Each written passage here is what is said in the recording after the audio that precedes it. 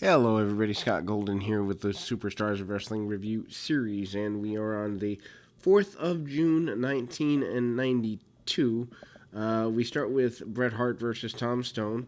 Bret Hart, your Intercontinental Champion. Tom Stone's been around for quite a while, doing much enhancement work, probably from about 87, 88. I know he was there when I started watching in 89. Hart, of course, your Intercontinental Champion after defeating Roddy Piper just a few months ago at the WrestleMania event. And I misspoke, by the way. June 6th, 1992 is this particular program. Leg drop by Hart. Hart goes for the groin shot, Russian leg sweep, which is weird. I mean, Hart does go for the split the legs and drop the leg groin shot as a babyface, which never made sense to me. Anyway, hooks the sharpshooter and it's over. They do a hype review of last week's event with the Big Boss Man and Nails. They re-show that brutal attack. I'm actually surprised, even in a kid-friendly environment, that the angle was allowed to go that far. Basically, Nails is doing an outside interview where he point-blank says that the boss man is now in his jail, and he's going to get even. Reno Riggins and Major Yates versus the Nasty Boys. Nasty Boys, of course, former tag team champions. Jimmy Hart still managing two teams, Money Inc. and the Nasty Boys, at the same time. Not quite sure why that was allowed. They do end up breaking up pretty quickly here. Irish whip, Jerry Sags, clothesline out of the corner. Riggins, of course, a Southern star, does quite well for himself in Smoky Mountain Wrestling, which we'll eventually cover here. But pull of the hair and a toss around by Jerry Sags and Brian Knobs. Knobs tags off to Sags, who hits a pump handle slam. High Energy, meanwhile, says they're going to get even with the Nasty Boys in a VTR or a promo in a promo insert, and then we see the Nasty Boys taking control again. They hit the Pity City. Power slam by Knobs. Elbow drop by Sags. 1, 2, 3. Your Nasty Boys are victorious. Then we go to the former Intercontinental Champion, Kerry Von Erich, Texas Tornado, coming back at this point in time off a, less than stellar issue with substance abuse. Obviously, still working on one foot. It would have been amazing to see what Kerry would have done in the WWF in his prime. Kerry makes promises that he is, in fact, going to be rededicated to wrestling in the state of Texas and his faith and his belief, and really tries to do everything he can. Collins doesn't do a lot for him here, though. Tornado flips him over. Matter of fact, Kerry, I believe, passes away in January of 1993, so he's very close here. Spinning discus punch, 1, 2, 3. Kerry Von Erich victorious.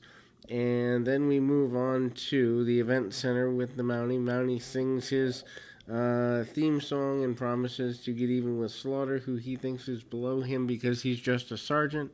Then we go to Virgil. Virgil promising to get even with the likes of Papa Shango and others. Virgil as a babyface just never made sense to me. I never bought it. Speaking of difficulty in buying things, the Genius and the Beverly Brothers up next. Genius is gone sometime this year, which really makes me sad. Genius is one of my favorite characters, even as a kid, and I tended to be a kid who liked the heels anyway. But Mike Samples and Scott Bailey provide the opposition for the Beverly Brothers here. Beverly Brothers go out into the crowd, yank some, I guess you'd say, foam shoulder pads off of a fan. They paint them yellow and paint LOS for Legion of Sissies on the kid. Looks shocked at ringside. I'm sure he's a plant, obviously, but needless to say, this is a pretty big deal. This actually lasts longer than the match does, so they're really trying to hype that.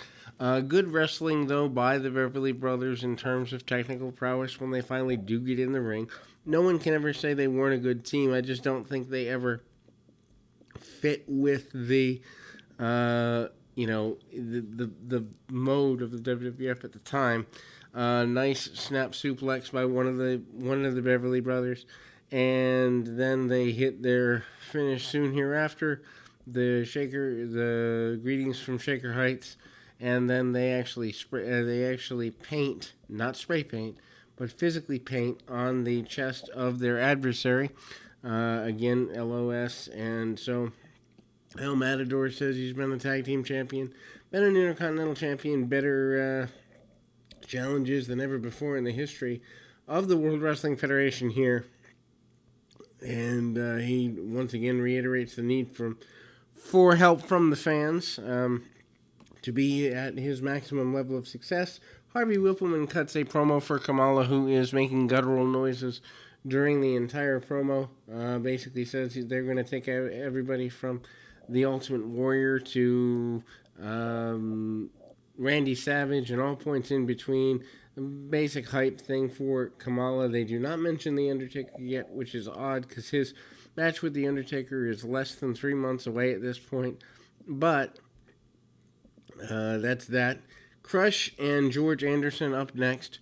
Crush uses power moves pretty quickly, less than a 2-minute match here. Uses the Cranium Crunch, gets the victory. Then we go to an interview with Mean Gene Okerlund. Mean Gene throws to several hype videos of the Warrior puking and the Warrior oozing goo and the Warrior managing to actually Papa Shango lighting the foot of an adversary on fire. Basically, Papa Shango says that the Warrior is now under his control, asks the Warrior how he feels not to be in control of himself, and then Mean Gene's hand starts to shake as Papa Shango is leaving. A puff of smoke strikes the ringside area or the interview area, and Mean Gene Okerlund's hand starts to shake and goo coming out of his hand. So we've continued that storyline. Kato and Kevin Kruger versus High Energy. And of course, High Energy, Owen Hart, and Frankie, along with Coco Beware, or Coco Beware along with Frankie would probably be more accurate. Although, bet there's fans that were more into Frankie than they were into Coco by this point in 1992. I don't quite understand what the heck they were wearing. It looks like pajama bottoms and caution tape for the High Energy tandem here. I think they were trying to go for a high-flying tag team. They kind of missed the boat here. Actual roundabout wrestling a little bit. Owen up and over the back. Kato hits the ropes, and Owen hits the spin wheel kick. Owen, so talented, even here in 1990, 1991, 92. Obviously, we've seen Owen go and have a run as the Blue Blazer for a bit in 88 and 89, but comes back here and tries to do something under his own name. Nasty Boys do an inset promo where they basically promise to clip the wings of High Energy and clip the wings of Frankie and Coco and the like. Coco out from behind and hits an atomic drop. Atomic drop where Kato jumps into the buckle like he's just been thrown in there. Anyway, the match continues. Kato makes a tag off to his opponent.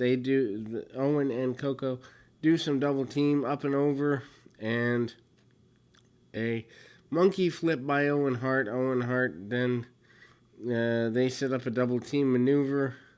Owen and Coco double Irish whip and double big back body drop. Their opponent Kevin Kruger manages to make them look good, and then we see Owen trying again to get the match going. I'm actually surprised at the length of time this was given for a squash match, longer than other squashes. Anyway, top rope drop kick by Coco while Owen holds the opponent elevated, and we've got a victory there.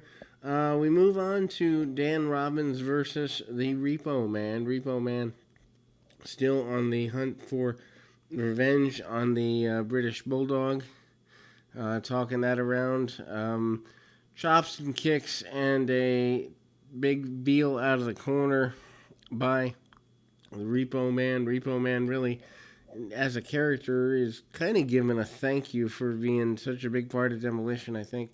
Big body slam by Repo. Repo manages to use a submission maneuver after a backbreaker in order to gain the victory. Then we move to the event center. LOD promises to beat the Beverly Brothers, says there's no real tag team competition for them. Paul Ellering says the LOD is back and big and badder than ever. And Money Inc. stays in character, says DiBiase is not willing to surrender his lifestyle and that the way they live is tax deductible according to IRS. We close this program with that, and we'll be back with more right after this.